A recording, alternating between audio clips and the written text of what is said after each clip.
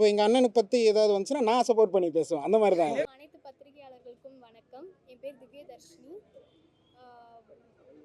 இந்த மேடையில் இங்கே பேச எனக்கு வாய்ப்பு கொடுத்துருக்கு டைரக்டர் முருகன் சாருக்கு ரொம்ப தேங்க்ஸ். அவரை பற்றி சொல்லணுன்னா, இந்த படத்துக்காக ரொம்ப கடினமாக உழைச்சிருக்காரு.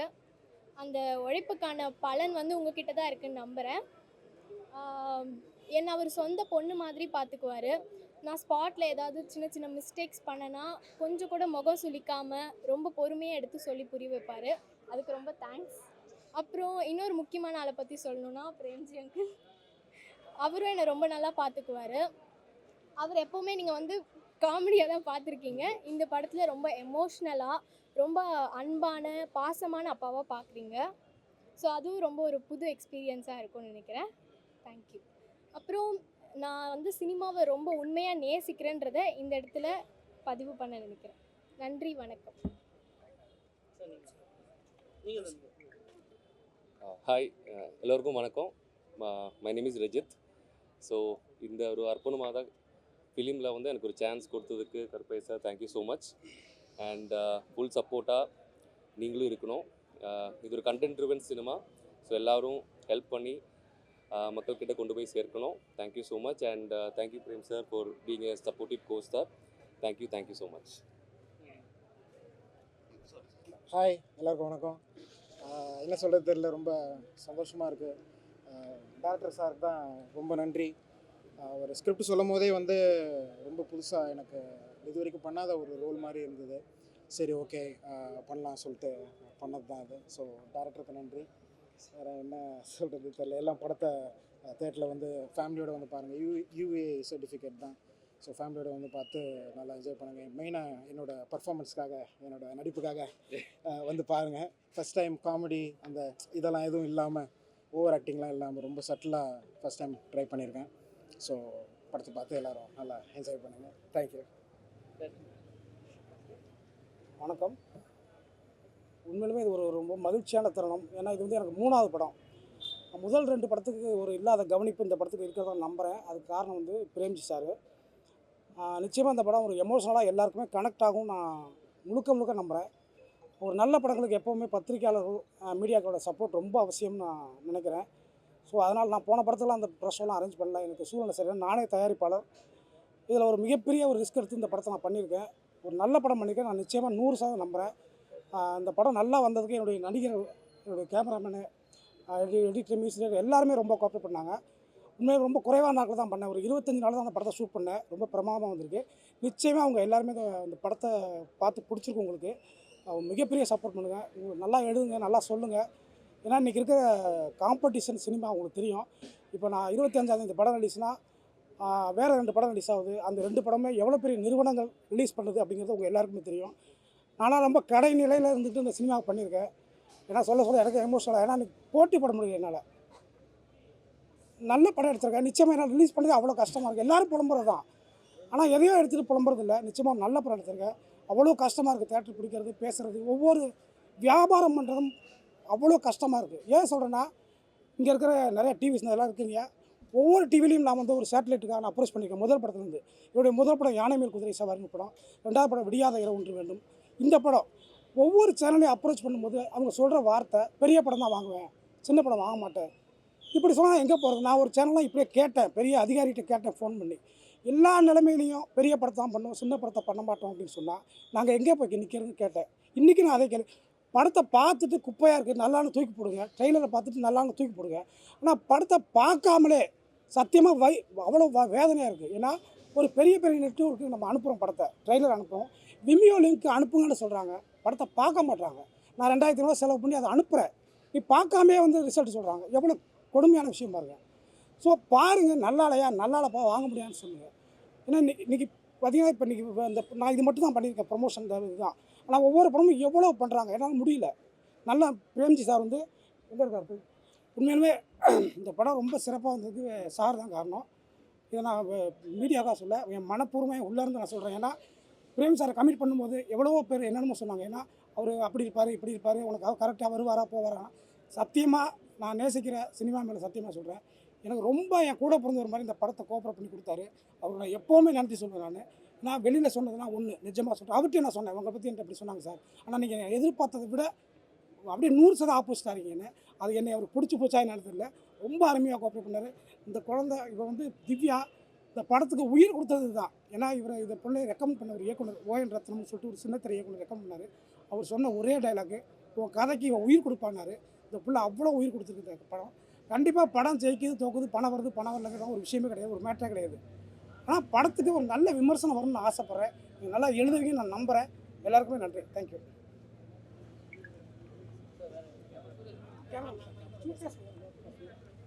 நான் என் பேர் சூரஜ் நல்லுசாமி. நான் இந்த படத்தோட கேமராமேன். ஸோ நீங்கள் படம் எல்லோரும் பார்த்துட்டீங்க. ஸோ ஒரு பெரிய படத்துக்கோட விமர்சனத்தோடு அணுகாமல் ஒரு இந்த படத்தோட பாசிட்டிவ் மட்டும் சொன்னால் நல்லாயிருக்கும்னு நினைக்கிறேன். நன்றி. எல்லாருக்கும் வணக்கம். என் பேர் சுப்பிரமணியன். இந்த படத்தில் ஒரு சின்ன கதாபாத்திரம் தான் பண்ணியிருக்கேன். ஆனால் ரொம்ப முக்கியமான கதாபாத்திரம்னு சொல்லி தான் சார் வந்து எனக்கு கமிட் பண்ணார். ரொம்ப நன்றி சாருக்கு. அப்புறம் பிரேம்ஜி சாரை வந்து நம்ம இதில் ரொம்ப வித்தியாசமான ஒரு கதாபாத்திரத்தில் நீங்கள் எல்லோரும் பார்த்துருப்பீங்க, மக்களும் பார்க்க போகிறாங்க. நல்ல விமர்சனம் எழுதுங்க. உங்கள் எல்லோரையும் நம்பி தான் நாங்கள் வர்றோம். தேங்க்யூ. எல்லாருக்கும் வணக்கம். நான் இந்த படத்தோட ஃபைட் மாஸ்டர் அறிமுருகன். இந்த படம் பார்த்திங்கன்னா இயக்குனர் வாய்ப்பு கொடுத்தாங்க. இந்த படத்தை கேட்டோன்னா, ஏன்னா இது வரைக்கும் நம்ம பிரேம்ஜி சாரை வந்து ஒரு காமெடியில் பார்த்துருக்கோம். முத ஒரு படத்தோட ஒரு சென்டிமெண்ட்டான ஒரு படம், அது அப்பா பொண்ணுக்குள்ள ஒரு விஷயம் அப்படின்ற படம். அதில் வருகிற ஃபைட்டை கூட பார்த்திங்கன்னா ஒரு சொட்டு கூட எந்த ரோப்பும் இல்லாமல் எதுவும் இல்லாமல் ரொம்ப லைவாக இருக்கணும் அப்படின்னு சொல்லி ஒவ்வொரு விஷயத்தையும் இயக்குனர் வந்து பேசி அதை கரெக்டாக கொண்டு வந்தாங்க. இந்த வாய்ப்பு கிடைச்சது நல்லது. இப்போ சார் சொன்ன மாதிரி இந்த மாதிரி படங்களெல்லாம் வந்து எல்லோரும் தேட்டரில் பார்த்து இந்த மாதிரி ஓட வச்சாதான் அடுத்தடுத்து படங்கள் நல்லபடியாக வளரும்ன்றது என்னோட கருத்து. எல்லோரும் தேட்டரில் பார்த்து ஆதரவு தாங்க. நன்றி, வணக்கம்.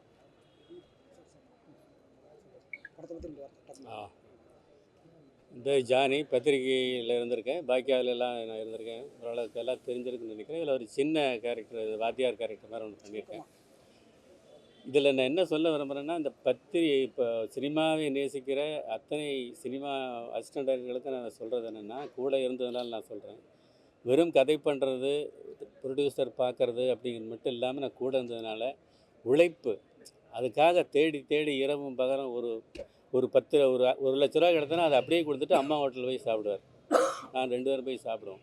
அதை வந்து எந்த விதத்துலையும் மிஸ்யூஸ் பண்ணாமல் சினிமாவை ஒரு தவமாக நேசிக்கிற இந்த டைரக்டரை நான் ரொம்ப நேசிக்கிறேன். நீங்கள் இதெல்லாம் இதுக்கு சப்போர்ட் பண்ணி அவரை கொஞ்சம் ஒரு நல்ல நிலைக்கு கொண்டு வரணும்னு நான் விரும்புகிறேன். வணக்கம். வணக்கம். என் பேர் கணேஷ்குமார். ஆக்சுவலாக படத்தில் எடிட்டர் நான். ஸோ ஃபஸ்ட் டேரக்டர் பார்த்திங்க அப்படின்னா ஃபஸ்ட்டு படம் யானை சவாரி, அந்த படத்தை நான் தான் எடிட் பண்ணேன் ஆக்சுவலாக. ஸோ அந்த படத்தும் பண்ணும்போது பார்த்திங்கன்னா இதே படம் தான் பண்ணாப்புல, இதே கஷ்டப்பட்டு ஸ்டார்டிங் எண்டு வரைக்கும் ஒரு ஒன் மேன் ஷோ மாதிரி தான் கஷ்டப்பட்டாப்புல. ஸோ இந்த படத்தில் அதே படம் தான். ஸ்டார்டிங் பிரேம்ஜி சார் ஃபஸ்ட்டு பார்த்து கமிட் பண்ணும்போது ஆகட்டும், கமிட் பண்ணும்போதும் அவர் எப்படி எந்த மாதிரி போனார், எந்த சூழலில் போனார்னு தெரியும். ஸோ அது முடிக்கும்போதும் சரி, கடைசி வரைக்கும் வந்து அவர் ஒரே ஆள் தான் வந்து ஸ்டார்டிங் இப்போ வரைக்கும் கஷ்டப்பட்டு பண்ணிருக்காப்புல. ஸோ ரொம்ப கஷ்டப்பட்டு பண்ண பண்ணியிருக்காப்புல. அது இந்த ஸ்கிரிப்ட் வந்து நிறையா வந்துருக்கும் ஆக்சுவலாக. ஆனால் இந்த இது வந்து வேறு மாதிரி ஜானராக இருக்கும் ஆக்சுவலாக வந்து. நன்றி.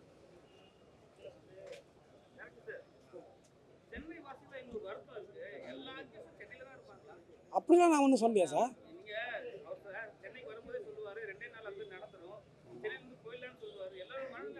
அப்படி கிடையாது. அந்த இடத்துல சென்னைக்கு பிழைக்க வந்தார். இங்கே ஒரு சம்பவம் நடந்துச்சு. நம்ம ஏன் வேறு ஊருக்கு போயிடக்கூடாது? வேறு ஊருக்கு ஏன் போயிடக்கூடாது? சென்னை தப்பாலாம் எந்த காலத்தையும் சொல்ல முடியாது. ஒரு கேரக்டருக்கு இப்படி ஒன்று நடந்துருச்சு, நம்ம வேறு ஊருக்கு போனால் என்ன அப்படிங்கிறது தான். சென்னையை பற்றி எப்பவும் தப்பாக சொல்கிறது வேலையும் கிடையாது. சொல்லுங்கள். சமுத்திரகனி, சசிகுமார்லாம் நடிக்க வேண்டிய கேரக்டர் எப்படி உங்களோட மோகம் வந்து பண்ணாத கேரக்டர்? ஆமாம், இது வரைக்கும் நான் பண்ணாத ரோல். நான் கதை கேட்கும் போதே வந்து ரொம்ப எனக்கு பிடிச்சி போச்சு. ஏன்னா இந்த மாதிரி ரொம்ப புதுசாக நான் பண்ணாததாக இருந்தது.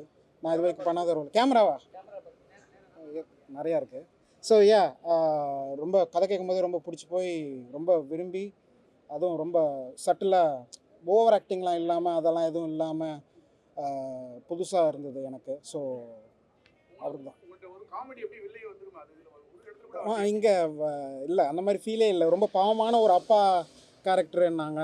சரி, அதுக்கேற்ற மாதிரி உடம்பெல்லாம் உள்ளியாக்கி வழுக்கெல்லாம் வர வச்சு அதுக்காக எல்லாம் கெட்டப்லாம் மாற்றினேன்.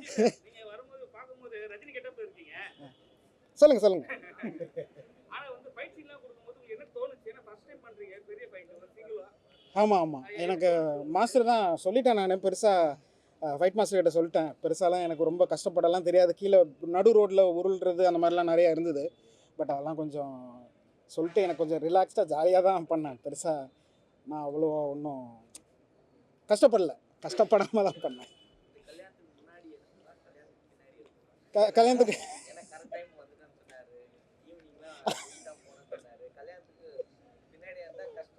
ஆமாம் ஆமாம். இல்லை நம்ம எப்போ சார் ஆரம்பித்தோம் ஷூட்டு? படம் பாதி ஷூட்டிங் முடிச்சிட்டு இருக்கும்போது ஆமா. கல்யாணம், ஷெட்யூல் பிரேக்கில் கல்யாணம். ஆமாம் ஷெட்யூல் பிரேக். ஆனால் பாதிக்கு மேலேயும் இல்லை கரெக்டாக இல்லை பாதிக்கு வேலைன்னு வந்துட்டா கரெக்டாக அது எழுந்து போயிடுறது. ஒர்க்கு எதுவும் இல்லை. ஆமாம் ஆமாம்.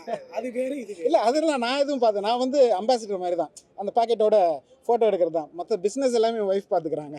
ஸோ பிரச்சனை இல்லை. வெங்கட் பிரபு சார் ஏதாவது சொன்னாங்க? அண்ணன் இன்னும் பார்க்கல. அண்ணன் அடுத்த படம் ஸ்டோரி டிஸ்கஷனுக்கு வேறு ஊரில் இருக்காங்க. ஸோ வந்துட்டு பார்ப்பாங்க. பட் பாட்டு அண்ணன் தான் பாடினாங்க. அந்த படத்தில் வர ஒரு சாங் மகளே என் மகளே சாங் பாடினாங்க. ஸோ ட்ரெய்லர்லாம் பார்த்துட்டு ரொம்ப நல்லா. எங்கள் வாட்ஸ்அப் குரூப்லேயே சென்னை 28 கேங் குரூப்புக்கே வந்து ட்ரெய்லர் அமைச்சு பிரேம்ஜியோட நடிப்பு எல்லாரும் பாருங்கள் அப்படி இப்படிலாம் சொல்லி கலாச்சி எல்லாம் விட்டுருந்தாரு. ஸோ அண்ணனுக்கு பிடிச்சிருந்தது. என்னோட ஃபீல் இருப்பீங்களா? இதுங்க. அண்ணன் அடுத்த படத்துல அஃப்கோர்ஸுங்க, அண்ணன் என்ன படம் எடுத்தாலும் ஒன்று நடிப்பாக இருப்பேன், இல்லை மியூசிக்கில் இருப்பேன். ஆ நான் பார்த்தேன். என்ன எல்லாரும் டேக் பண்ணி என்ன திட்டிட்டு இருக்காங்க எல்லாரும். எது எது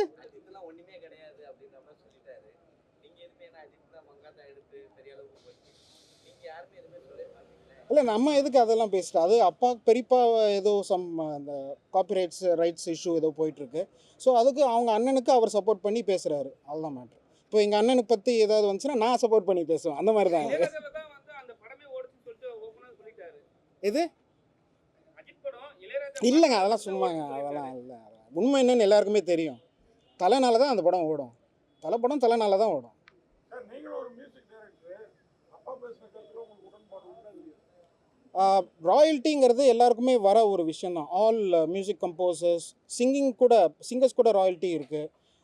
மியூசிக் ப்ரொடியூஸ் பண்ணுற எல்லாருக்குமே ராயல்ட்டிஸ் வந்துட்டு தான் இருக்குது. ஏன் இன்க்ளூடிங் எனக்கே வருது. நானே ஒரு 15 படம் கிட்ட மியூசிக் பண்ணியிருக்கேன். அந்த படத்தோட ராயல்ட்டிலாம் கூட எனக்கு இன்னும் வந்துட்டு இன்னும் மாதம் அது வந்து நம்ம அந்த இப்போ நிறைய ஆப்ஸ் இருக்குல்ல, மியூசிக்கல் ஆப்ஸ், யூடியூபாக இருக்கட்டும், what ever Spotify, any apps. So அதில் வந்து நம்ம ஒரு ஒரு ஒரு சாங்கை கேட்குறோன்னா அதுலேருந்து சம் ராயல்ட்டி அந்த கம்போசருக்கு போகும். ஸோ வந்து இது நார்மலாக வந்துட்டு தான் இருக்குது. ஸோ ராயல்ட்டி கேட்குறது, பெரியப்பா கேட்குறது, அவர் பண்ண மியூசிக் கேட்கணும். லீகல் ப்ராப்ளம் இருக்கு. இவருக்கு கொடுப்பா ஒரிஜினல் வச்சிருக்காங்க, ரைட்ஸ் வச்சிருக்காங்க. அது அவங்களுக்கு தான் தெரியும். எனக்கு அவ்வளோவா டீப்பாக அதை பற்றி எதுவும் தெரியாது.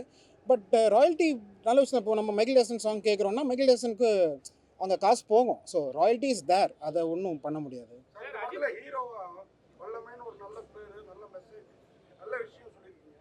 ஆனா நீங்க அண்ணன் ஒரு பெரிய டைரக்டர், அப்பா ஒரு பெரிய டைரக்டர், நீங்களும் சினிமா இந்த கதையை சொல்றப்போ ஒரு ஒரு அக்யூஸ்டை வந்து அட்டாக் பண்ண போறப்போ உன்னையும் ஒருத்தர் கூட கூட்டு போவாரா அப்படின்னு யோசிச்சிங்களா? அந்த இடத்துல அது டைரக்டர் உங்கள்கிட்ட சொன்னப்போ இப்படி ஒரு பெரிய பிரபலத்தை நம்ம கொள்ள போறோம், இல்லை ஏதோ அட்டாக் பண்ண போறோம். அதான் நான் எதுவும் இது எனக்கு கேட்கவே கதை கேட்கும் போதே இல்லை, நான் கதை கேட்கும் போது எனக்கு ரொம்ப பிடிச்சி போச்சு. கதை ரொம்ப சூப்பராக இருந்தது. எனக்கு இது வரைக்கும் நான் பண்ணாத ஒரு ரோல் மாதிரி இருந்தது. ஸோ அதனால் வந்து டேரக்டர் என்ன சொல்கிறாரோ அதை ஜாலியாக செஞ்சுட்டு போயிடணும். அவ்வளோதான் மேட்ரு. ஒரு இடத்துல கூட ஹீரோயின் நமக்கு இல்லையே இருக்குதா?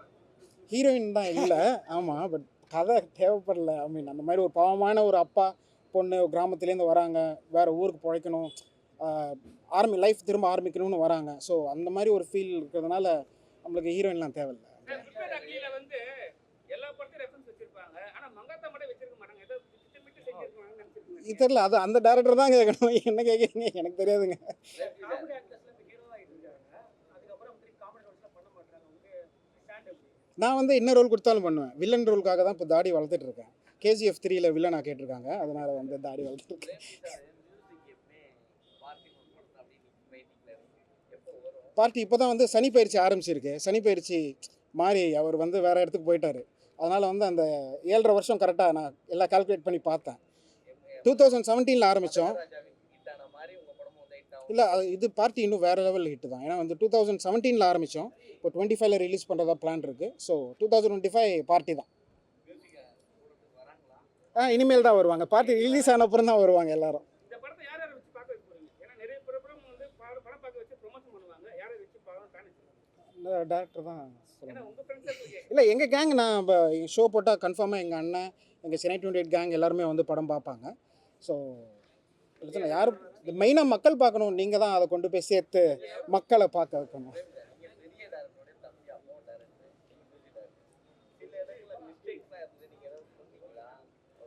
இல்லை மிஸ்டேக்காக எனக்கு எதுவும் தெரியல. நான் கொஞ்சம் ஆமாம் ஆ இல்லை அது வந்து அப்படி கிடையாது. நீங்கள் அதை கரெக்டாக பார்த்தீங்கன்னா தெரியும்.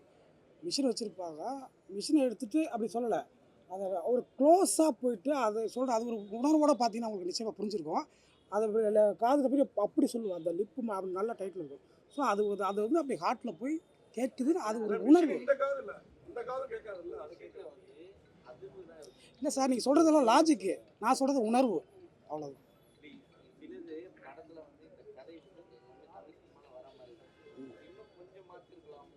இல்லை இது தமிழ் சினிமாவில் வரா மாதிரினா இது வரைக்கும் இந்த கதை என்ன புதுசுன்னு ஒரே விஷயம் நான் சொல்லிடுறேன்.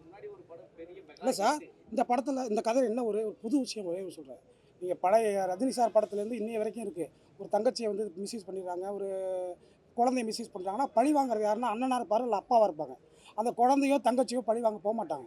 ஆனால் இந்த கதையை பொறுத்தவரை அப்பா பிரச்சனையை பார்த்து ஒதுங்கி போகலான்னு நினைக்கிறாரு. ஆனால் பொண்ணு வந்து என்னை கடிச்சு நான் இன்னும் 4 பேர் கடிக்கக்கூடாது, இதை நம்ம செய்யணும்பான்னு ஒரு பொண்ணு தூண்டி அப்பாவை தூண்டுவா. ஆக்சுவலி நான் சென்சார்லேயே ஏதாவது சொல்லுவாங்கன்னு பார்த்தேன், சொல்லலை. ஏன்னா அதுக்கான காரணம் எனக்கு கரெக்டாக இருந்தது. ஸோ அப்பாவை வந்து பிரெயின் வாஷ் பண்ணி பொண்ணு வந்து அதை பண்ண வைப்பா. அது இந்த கதையில் புதுசு நான் நம்புகிறேன்.